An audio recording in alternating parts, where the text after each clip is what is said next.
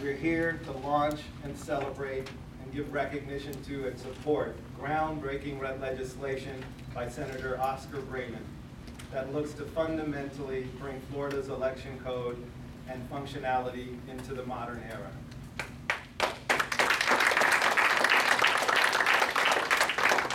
The second thing we're here to do is the celebration of a centenarian. At 102 years old, Ms. Desiline Victor has become a national symbol for voting rights.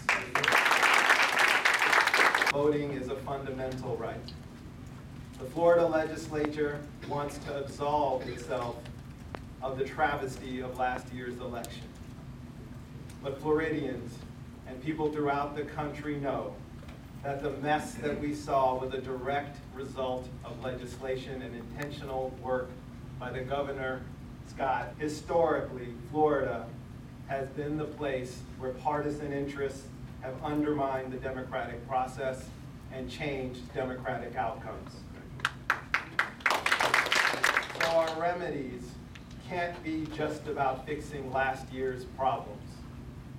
It has to be about setting forth into law a permanent, structural, and enforceable set of solutions that takes politics out of our basic rules of democracy and brings the process into the present day.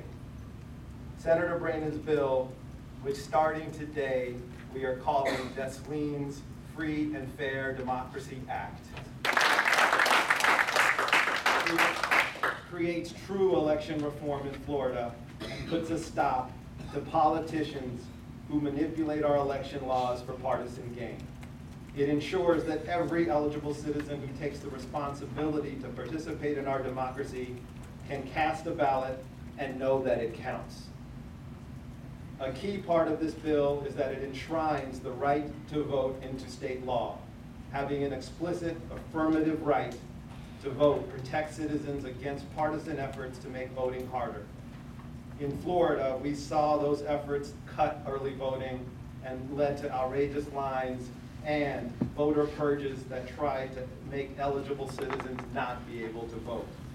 It also provides modernizing voter registration and would remove the trap of citizens returning into society who paid their time.